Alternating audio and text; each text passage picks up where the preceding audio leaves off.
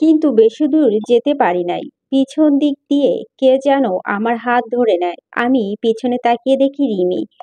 কিছু বলার আগেই আমার গালে সজোরে চড় বসিয়ে দিল। কোথায় চলে যাচ্ছিলে তুমি? রিমি কান্না করছে। রিমি, আমি মুখ দিয়ে কিছু বের হচ্ছে না। রিমি, আমি কি? হ্যাঁ, কি ভাবছো তুমি? চলে গেলেই সব সমাধান হয়ে যাবে? রিমি কান্না সুরে।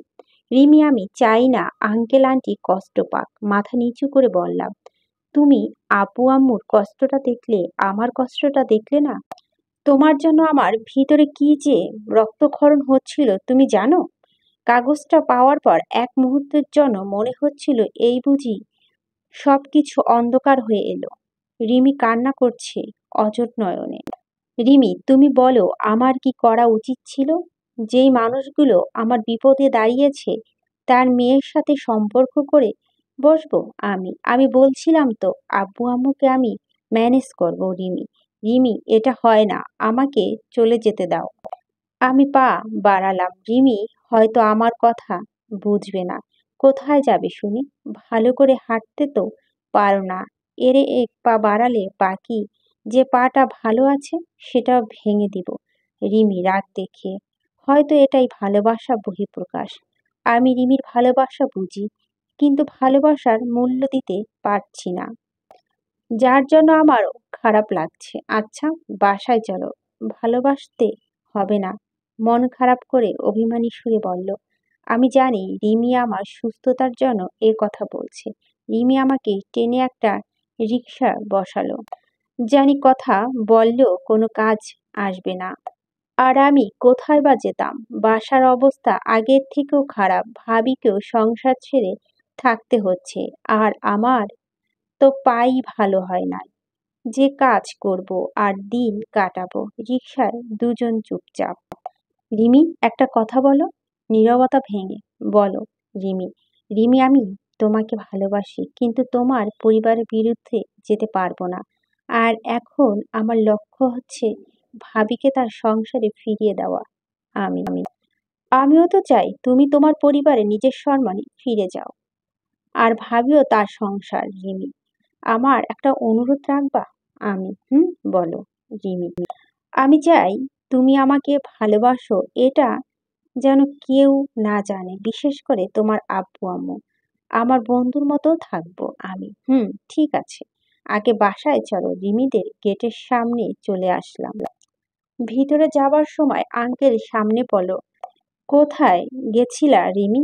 আঙ্কেল, আব্বু আসিফকে নিয়ে একটু ঘুরতে গিয়েছিলাম। রিমি, আচ্ছা ঠিক আছে, বাসায় যাও, তোমার আম্মু তোমাকে খুঁজছে। আঙ্কেল, আচ্ছা আব্বু। রিমি মিথ্যাটা খুব ভালোই চালিয়ে দিল। বাসায় যাবার পর আন্টি, কই গেছিলি রিমি? আন্টি, আম্মু আসিফের একটু ঘুরতে নিয়ে গেছিলাম। আর আমারও মনটা ভালো ছিল না রিমি।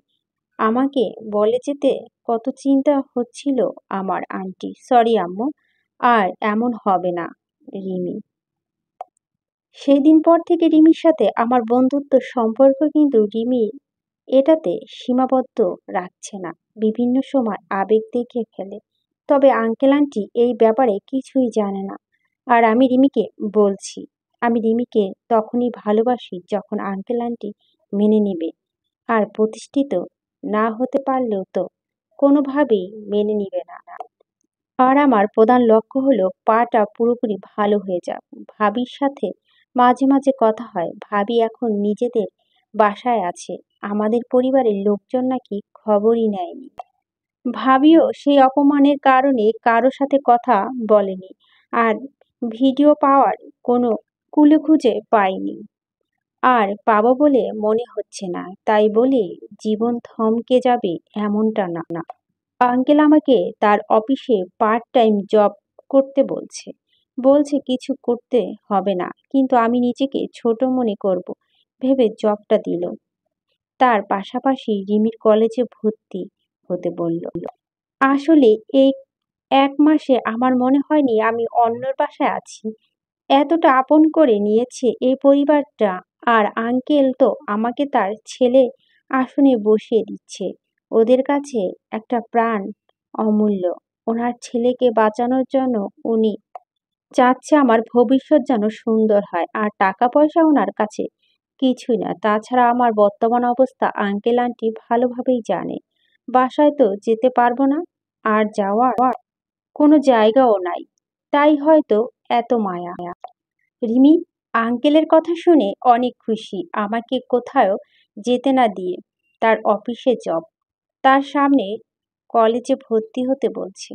আমি তো এতটা সুযোগ মনে করতে পারি।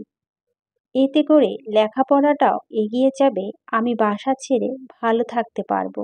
কিন্তু কলেজে ভর্তি হতে হলে পূর্বে কলেজ থেকে ছাড়পত্র আনতে হবে। তাই ছাড়পত্র আনার জন্য কলেজে যাওয়ার সিদ্ধান্ত নিলাম আজ। বাসে বসে আছি, মনে হচ্ছে বাসায় যাচ্ছি।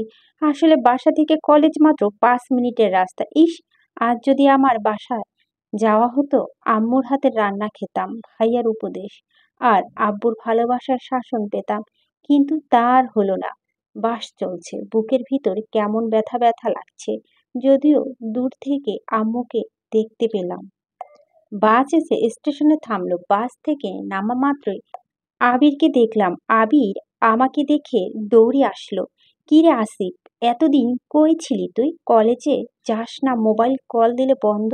কলেজের স্যার ম্যাম তোর কথা মিথিলাকে জিজ্ঞেস করলে বলতো তুই নাকি রাগ করে বাসা থেকে চলে গেছিস। আবির ঠিকই বলছে, রাগ করে চলে গিয়েছিলাম। মিথিলা কলেজে আসে? মিথিলা যায়, ও কলেজে এই অপবাদটা দেয় নাই। প্রতিদিনই তো আসে মনে হয়।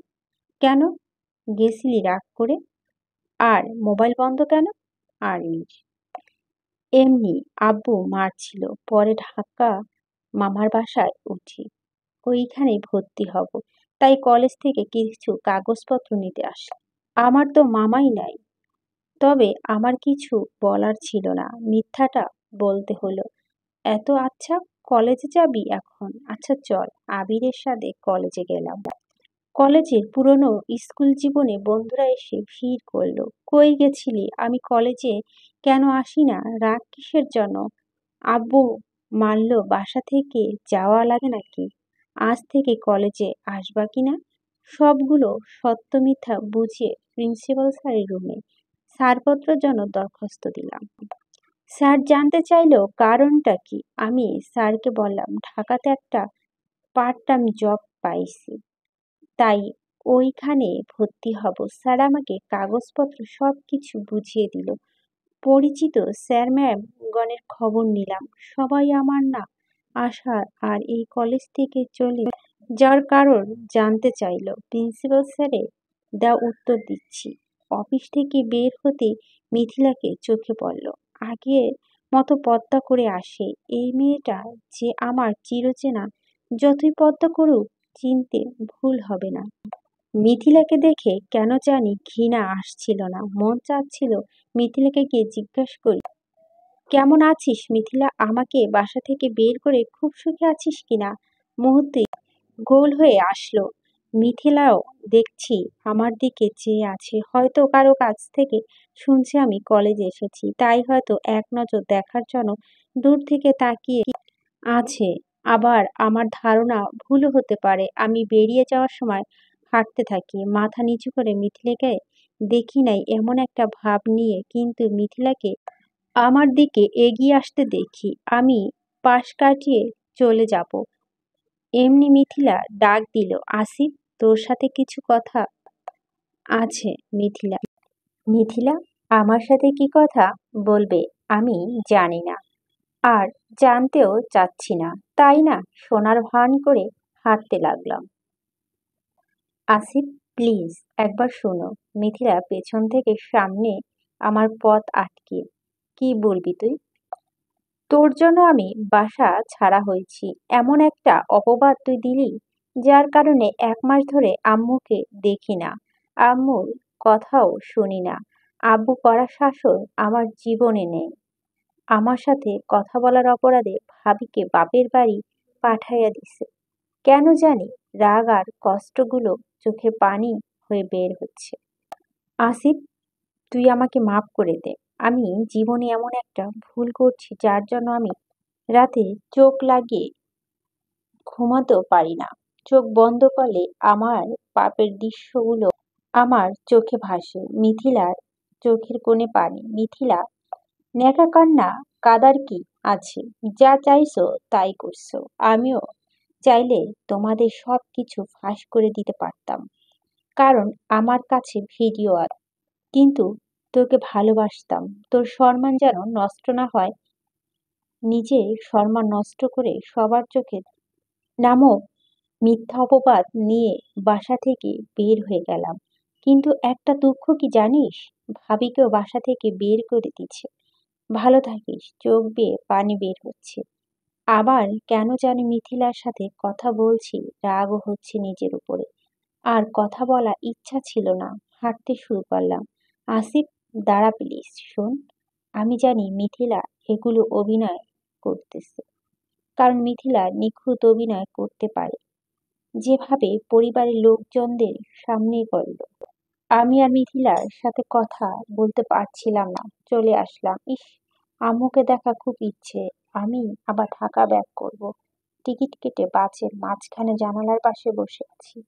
এমনি জানালা দিয়ে আব্বুকে দেখতে পেলাম, সাথে আম্মু। কিন্তু আম্মু বোরখা গায়ে, মুখটা দেখতে পাচ্ছি না। তবে এইটুকুতে মন জড়িয়ে গেল। আব্বুকে আগের মতো হাসি খুশি হাঁটতে দেখছি না। কেমন যেন মনমরা হয়ে আছে। আম্মুও হয়তো একই অবস্থায়। কিন্তু সবচাইতে আশ্চর্য বিষয় হলো ভাবিকেও দেখতে পাচ্ছি, ভাইয়াও পাশে। তবে কি আজ ভাবিকে বাসায় নিয়ে যাচ্ছে? হয়তো সবার মন গলে গেছে। আমার জন্য তাদের মন কাঁদে। আমি বাসা থেকে বেরিয়ে যাওয়ার একদিন পরই ভাবিকে বাপের বাড়ি চলে যেতে হয়েছে। ভাবি কেমন বাসা সবাই জানে। ভাবি ছিল সবার পছন্দের। কার কি প্রয়োজন খুব সহজেই বুঝে যেত, যার জন্য ভাবিকে নিয়ে কখনোই ঝগড়াও হয় নাই। হয়তো আমার প্রতি রাগগুলো এমন প্রখর ছিল, যার জন্য ভাবি আমার সাথে কথা বলতে শুনে উল্টাপাল্টা ভাবতে সাহায্য করে। আজ নিজের চোখে ভাবিকে বাসায় যেতে দেখব, স্বপ্নেও ভাবি নাই। এখন আমার ভিডিও পাওয়ার কোনো প্রয়োজন নাই। ভাবি নিজের সংসারে ফিরে পেয়েছে। এর থেকে খুশির খবর আর কি হতে পারে? তবে আমার একটা কাজ করতে হবে। ভাবির সাথে কথা বলা একদম বন্ধ করে দিতে হবে। হয়তো আবার আমার সাথে কথা বলতে শুনলে বা দেখলে এইরকম খারাপ ধারণা আসতেই পারে। তবে শেষবারের মতো কথাটা বলিনি। সত্যিই কি বাসায় নিয়ে যাচ্ছে নাকি অন্য ব্যাপার? কথাগুলো ভাবতে ভাবতে পরিবারের লোকজনগুলো ভিড়ের মাঝে মিলিয়ে গেল। চোখগুলো ভিজে গেল। যদি একবার আম্মু বলে ডাক দিতে পারতাম, আব্বুকে আব্বু বলে ডাক দিতে পারতাম। এই জীবনে না জানি সে সুযোগ হয় কিনা। গাড়ি চলতে শুরু করলো আমার চিরচেনা শহরকে ছেড়ে। মনে আজ কিছুটা শান্তি খুঁজে পাচ্ছি ভাবিকে বাসায় যেতে দেখে। যদি এমন হতো আমিও আজ বাসায় যেতে পারতাম। এই জীবনে হয়তো হবে না, কারণ নিজেকে প্রমাণ করার মতো কোনো প্রমাণই আমার কাছে নেই। যে একটা ভিডিও ছিল তাও হারিয়ে ফেলেছি। শুধু ভাবি জানে আমি নির্দোষ। সেই কথা বলতে গিয়ে বাড়ি ছাড়া হয়েছে। আর মিথিলা নিজেকে কখনো ছোট করে সত্যি বলবে না। আর দুলাভাই, তাই না? আম্মু কথা মনে করতে বেয়ে পানি পড়ছে। পাশ থেকে আম্মা আবাসী কেউ বলে উঠল, কাঁদছো কেন বাপ? অপরিচিত সেই মহিলা। আম্মুর কথা, আব্বুর কথা খুব মনে পড়ছে। চোখে পানি মুছে। কেন, তোমার আব্বু আম্মু কি নাই? মহিলাটি হয়তো ভাবছে আমার আব্বু আম্মু মারা গিয়েছে। আছে, কিন্তু আমাকে তাদের ছেলে বলে দাবি করে না। আমি কেন, কি হয়েছে? আগ্রহ নিয়ে জানতে চাইল। মহিলাটিকে ঢাকায় আসতে আসতে সব কিছু বললাম। উনি আমার মিথ্যা অপবাদের কাহিনী শুনে চোখে পানি ছিল। বাস থেকে নামার সময় ওনার বাসার ঠিকানা নিয়ে যায়। ওনার নাকি কোনো ছেলে নাই। সময় পেলে যেন দেখা করতে যায়। বাসায় আসার পর ফ্রেশ হয়ে খাবার খেয়ে রুমে শুয়ে আছি। খুব ক্লান্ত লাগছিল। আর ভাবছি মিথিলার কথা, কি সবগুলো শোনা দরকার ছিল, নাকি যতটুকু শুনছি সবটাই ভুল করছি? রিমি কলেজ থেকে আসার পর আমার সাথে দেখা করতে আসলো। কাগজপত্র আনছি কিনা, আসা যাওয়ার কোনো সমস্যা হয়েছে কিনা জানতে চাইলো। আমি যখন মিথিলার সাথে দেখা হওয়ার কথা বললাম, মিমি মন খারাপ করে ফেললো। তবে যখন ভাবি ভাইয়ার সাথে আব্বু আম্মুর সাথে বাসায় যাওয়ার কথা বলি, রিমি অনেক খুশি। রিমি জানতে চাইলো মিথিলা কিছু বলছে কিনা। আমি সব কিছু বললাম। রিমি বলছে মিথিলার সাথে কথা বলাটা নাকি আমার ভুল হয়েছে। রাতে ভাবি ফোন করলো। হ্যালো ভাবি, কেমন আছো? আমি ভালো, তুমি? ভাবি ভালো।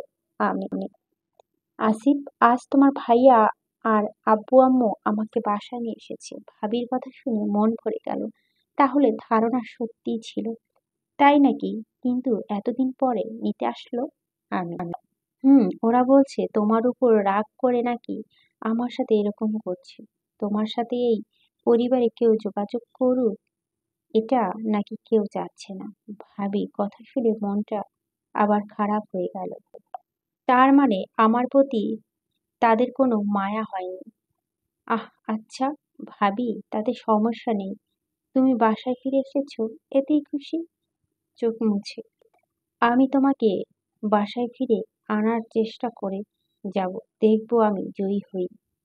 ভাবি দরকার নেই ভাবি, আমি শুধু তোমাকে বাসায় ফিরিয়ে দেওয়ার জন্য ভিডিও প্রমাণ খুঁজেছিলাম। আজ আমার কোনো কিছু দরকার নেই। তোমার ভালো থেকো বলে ফোনটা রেখে দিই। সাথে সাথে সিমটা খুলে ফেলি, যেন ভাবির সাথে আর কোনো যোগাযোগ না হয়।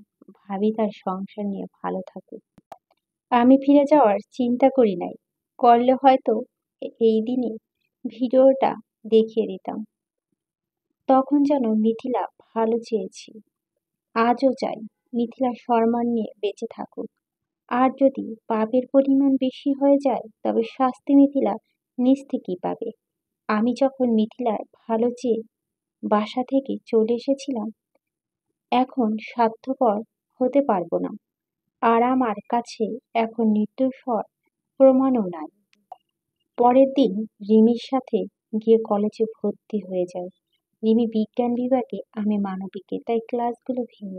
শুধু কলেজে যাওয়া আর আসার সময় দেখা, মাঝখানে বিরতিতে।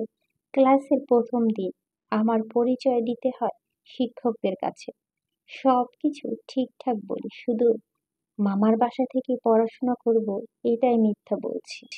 এভাবেই চলতে থাকে আমার দিন। কলেজ অফিসের কাজ বুঝতে পারি তাই না, কাজ করা বন্ধ রাখতে বলছে আঙ্কেল। আমি ভাবছি এই মানুষগুলো এত স্বার্থহীন হয় কি করে। আঙ্কেলের নিজের খরচ আমার লেখাপড়া চালানোর সিদ্ধান্ত নিলেন, আর যখন ইনকাম করব তখন পুষিয়ে দিতে বললেন। আজ বাসার সাথে যোগাযোগ নেই 1 বছর। জানি না কে কোন অবস্থায় আছে, তবে আমি খুব ভালো আছি। শুধু ভালো নেই, আমার মনটা মনটা শুধু আম্মুটার জন্য কাঁদে। দেখতে মন চায়। এখন আমি আঙ্কেলের অফিসে কাজ করি, নিজের সম্মান রক্ষার্থে। রিমির সাথে দিন দিন প্রেমের সম্পর্ক হয়ে গেছে। আমি প্রকাশ না করলেও রিমি খুব ভালোভাবেই প্রকাশ করে ফেলেছে। কলেজের সবাই জানে আমাদের মধ্যে প্রেম, যার কারণে কোনো মেয়ে ভাব নিতে আসে না। আর ভুল করে কেউ আসলো রিমির অত্যাচার। তবে রিমি ছাড়া কলেজে আমার একটা মেয়ে ফ্রেন্ড আছে, নাম আশা। আশা হলো রিমি ও ফ্রেন্ড। আমার সাথে দেখা করতে গিয়েছিল সেই মেয়েটা। আশা ভাইয়া নাকি বিয়ে করছে, তাই ইনভাইট করলাম।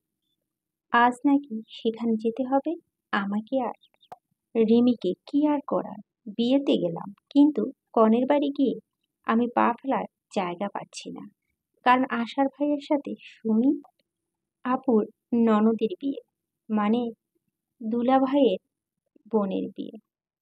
আর আমি আজ সেখানে।